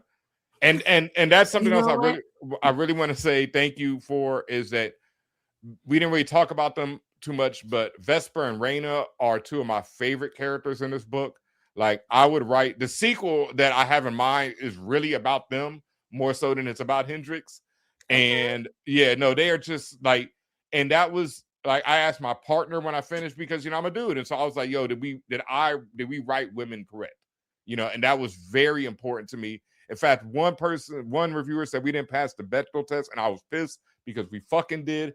Because I made sure that these women had conversations that were not about men, and they had conversations that were about revolution and about the war and everything else. And so I was really pissed that somebody wrote that, because man, I don't play that. You know what I mean? Like I said, I think it is business outside of Jimmy too. Yeah, they have a whole relationship outside of Jimmy. That was the point. Like, their story is like the B story in the book, but their story is, you know, I wanted to make sure that they had a full story their story is about the war. Like Jimmy's, you know, like if Jimmy wasn't in this book, their story would still be going on, because she would still be involved in the war, and the other sister would still be trying to get her out of it. So that is like, you know, that is what the story is about. And so I'm really happy that y'all, you know, enjoyed them as well, because that was something like I said, I just can't do things where it's just dudes, man. Like, I started DJing for women. You know, I tell people all the time. I DJ for women on the dance floor, in the store. You know, like if it ain't women on the dance floor, I don't give a damn about nobody else. Like, you know, that's what a breath of fresh air to hear. Right? Oh, man. I really don't understand. And as far as DJs, I don't understand any DJ who doesn't DJ for women. You know, like gay, straight, whatever, because it's women who drive it all. You know, like that is just it. You know, I don't understand that. If you are DJing for women, you should not be a DJ. You know, that's just not, that's how I feel. And then as far as, you know, everything else, that's just, you know, like my mom, rest in peace, you know, is one of the most important people in my life to me, you know, and I know how important Black women are to everything. And so, especially the revolution, you cannot tell a story about revolution without including Black women. I'll be damned. Trust and believe we're going to clip that. Yeah. Look, you better. I mean, Sister Rosetta Tharpe is the, you know, founder of rock and roll. Let's be clear. You know, let us be clear. You know, rock and roll was founded by a Black woman. You know, let us be clear there. Like, you know, there's, like I say, there is nothing without them. So Yes. I love it. Yeah, you can come back anytime. Right? Anytime. And we're And we definitely definitely gonna have to have that you power on when we talk fantasy. about the power fantasy. Oh for man, sure. y'all, I'm telling you, like, I'm trying to think of something that floored me like that, in a long time. Like, I think the ending of Wicked and Divine is so perfect, but it doesn't floor you like that. It's like, yes, that's a beautiful ending. Power Fantasy was like, yo, what the fuck? It was just like, and how did I not see that fucking coming? And then not even just the how do you not see it coming? It's the Easter eggs that aren't really about seeing coming, but it's so dope how they are like there's this shot, they do this mirror shot that's in the last issue that you've probably already seen the first one. And and it's just so like, oh God, that's so dope, bro. Like, how do you think all right, like we this? gotta start it all over with a different mindset. Read it from a different perspective. Yeah, no, all over again. I don't think it'll matter because, like, unless, like, I don't know. I'm not okay. I'll say that though. I'm not the person who catches shit. Like, I'm sitting in the Sixth Sense and he's like, "Oh, he's dead." That's me. Like, like, or I think I caught Sixth Sense like 2 minutes before he said it. I was like, "Oh, this dude's dead." Like, I got it. It took me a while. So I'm not like that. So I don't know. Some people might read Power Fantasy and see it coming. I was just like, well, what? And then, like, when I go back, I'm like, well, you spelled it all out, and yeah, idiot, yeah. So that's how I felt. Yeah. No, so that's like, again, when people are like, oh, you're a great writer and stuff, I'm like, bro, if you knew how this mind worked, like, But once again, we can't downplay that too much because your mind made this, and this is fucking great. Thank you. Like I say, because it's I don't, as much as I love it, I'm still like, I gotta be like Kelly Sue DeConnick, It's like, that's fair.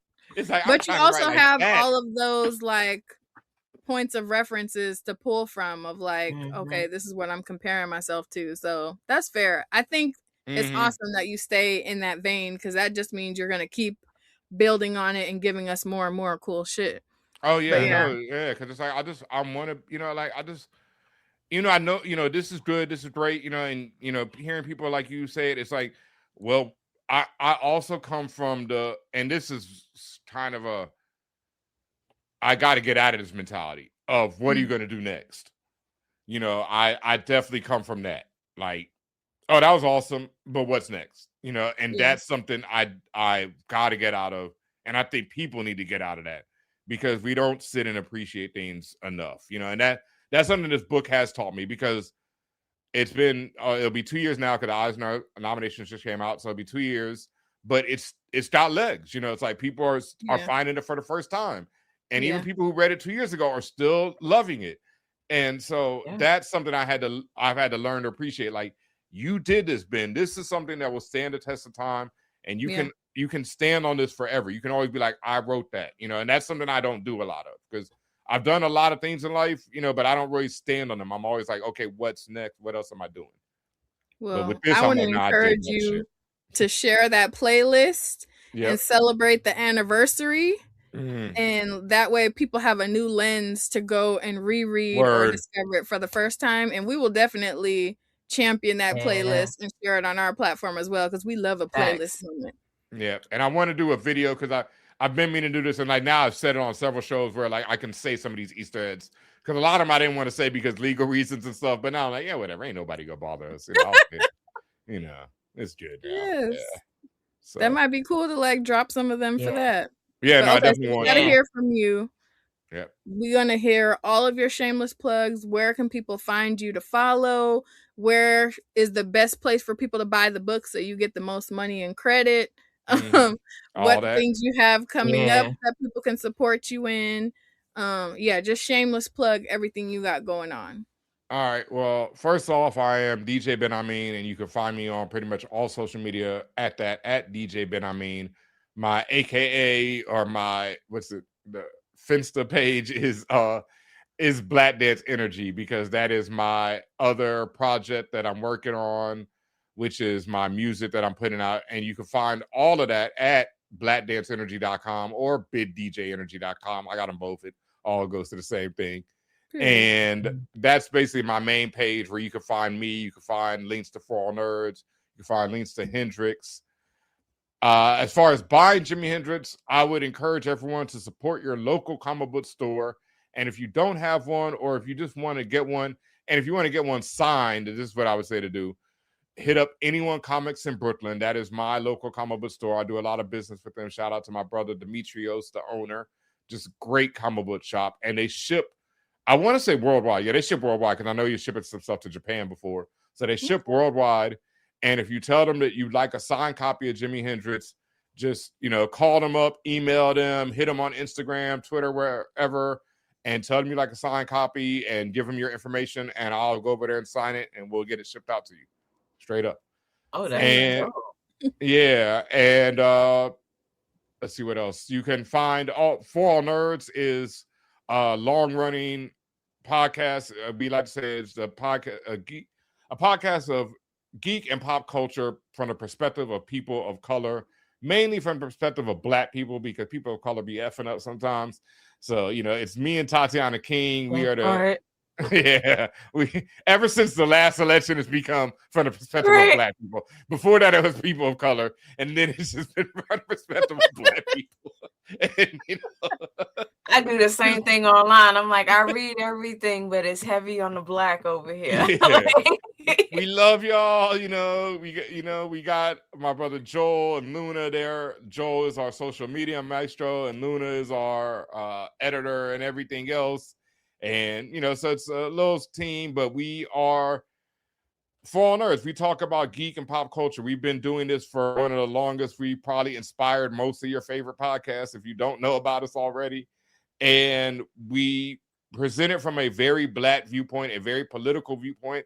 As we are sitting here, I'm getting cursed out again for my calling Punisher pure propaganda, and I stand by that. So that's that I'm out here basically fighting a lot of weirdos on the internet. That's what I do.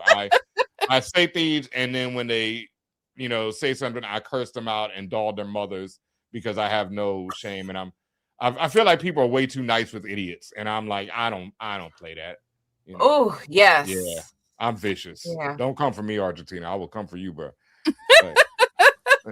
Don't do it. Don't do it. So yeah, I think that's it. biddjenergy.com, blackdanceenergy.com. You can find my music there. I've got links to Bandcamp, SoundCloud, all that stuff. DJ Ben Ha Meen on all the socials, as well as Black Dance Energy and For All Nerds. Oh yeah, and then of course because we're about to start running ads again. So please help us because I don't want to go broke. Shit, I'm just realizing your shirt. Yes. Yes. Yeah, I got to get y'all some news. But you can go to forallnerds.com and you can get our merch. Oh, Regine, what up to Lock It Down? Man, look, since we're bigging up people and bigging up Black women, Regine Sawyer is one of the greatest people in the industry and just one of the greatest people. Like, I freaking love her so much, man. Like, I cannot say enough good things about her. Just a blessing, just like a light, man. Like, she just makes you feel better about life. And I just, I thank her for that. Like, and also the incredible creative and incredible writer, all that stuff. Hire Regine, give her some work, all that good stuff, man. Like, you need an editor, you need somebody to organize a Comic-Con for you. I don't know, you need somebody to host your Comic-Con, whatever you need, Regine can do it. Like, man, listen. Be on that. Yes, she's amazing. She's on the show. Shout out to Women in Comics, you know what I mean? Like, just she just does things, man. Like, all the things, low key. Right? All the things. All of it. All the things, man. And like, we need to make sure we give people our flowers and let them know. So I think that's it. Yeah. But like I was saying, forallnerds.com, you can get some of our merch. We have the Lionel Richie. We've got the Gucci Mandalorian, so you can get that for Grogu. That's the one I gotta get. Yes. We got some new designs coming up for Supergirl. We're trying to fill the void of really fly geek wear. Because we feel like that's, there's still a bit void of that, of just ill stuff where it's like, I like to call it like the if you know type stuff. It ain't in your face, but if you know it, and it's premium geek wear. We got our new Dunkin' Egg shirt that's modeled off of a certain corporation that, let's not try and get sued here. So that's up there for a limited time. Make sure you grab that before they do come around, because they're going to come for us on that one. So yeah, if you like Dunkin' Egg, get that now. That's not going to last.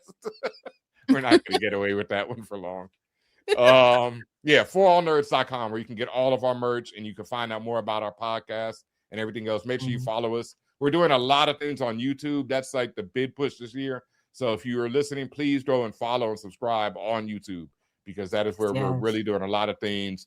I'm going to be doing a lot more videos. Like I did a video today that I'm going to release tomorrow.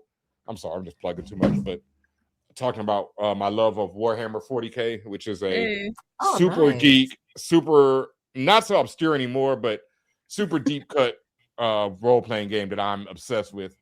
So I'm just going to be talking about more about things that I love, like music and a lot of more things on For All Nerds, other than just like the straight up comic books and movies and everything else we do. Nice. That's dope. Yeah. Oh yeah, the Flex Luthor shirt. Yeah, shout out to the Flex Luthor. That's another one. That's a man. Yeah, we got some fire, fam. I don't see anybody else doing geek designs like us. I'll be honest. Period. Yeah. I'm looking at one of them now, right? Yeah. Period. Yes. Well, man, thank you so much for coming through. Oh, thank you for having it with us in the Lair. And we already have badgered you into locking in when you're coming back, and I don't know, maybe even making a theme song. So I mean, we'll see what happens. And honestly, no. As soon as y'all finish Power Fantasy, hit me, I'll let Eddie know that we'll wait for you to do it, because I was waiting and like Tatiana's read it. So I was like, damn, I even asked Eddie, I was like, yo, who do you know who's a woman or somebody who can, kind of like, bro, I can't sit. I love you, Eddie, but I just can't sit here and talk to you about this book. It's like, I'll be so bored, dude. Like, oh. All right, we're going to do that. We're going to set that up, because that's going to be exciting. Yes. Thank you. Yes, everybody, make sure that you run and go cop that merch, support the titles, check out Jimmy, his book, because this will have you stuck on stupid staring at these panels, catching all these Easter eggs and hidden things. It's a vibe. It's a good time. We enjoyed it, and we know that you will too.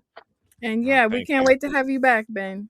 Oh man, thank y'all so much, for real. This, like I said, I'm still at the stage when just hearing people enjoy it, and people catching the the hidden messages and the lower, the layers to it.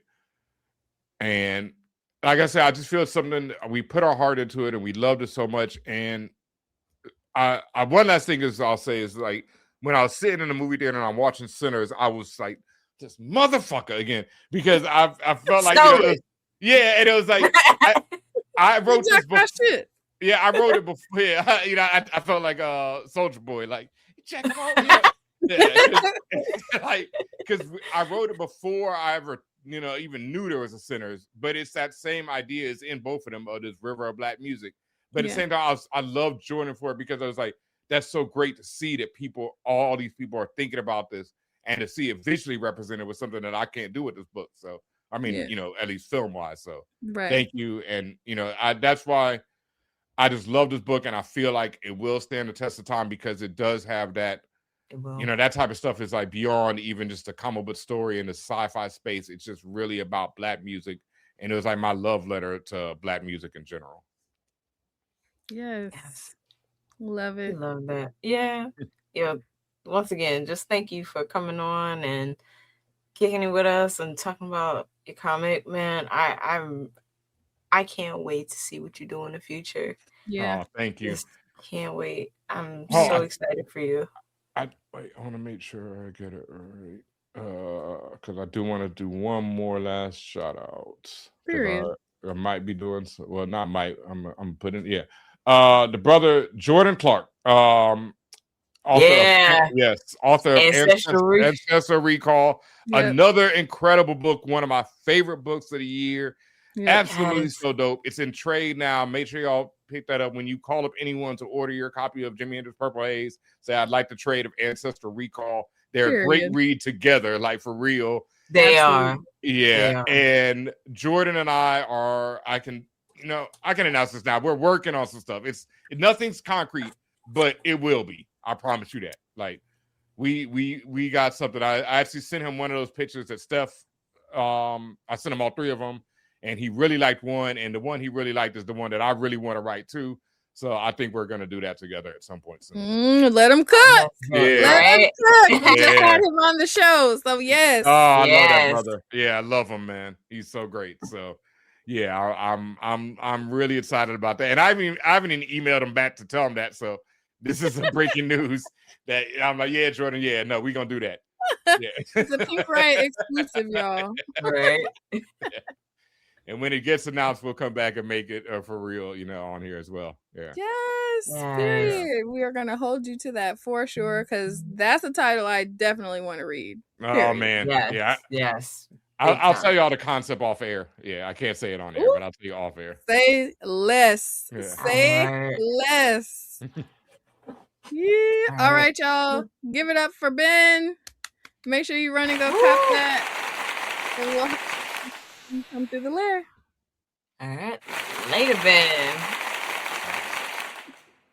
Oh my goodness. Yo, that was fantastic. Right? That was fantastic. Getting to hear. Oh man. I knew we were gonna fangirl about this one. So it was just kind of like, what is time?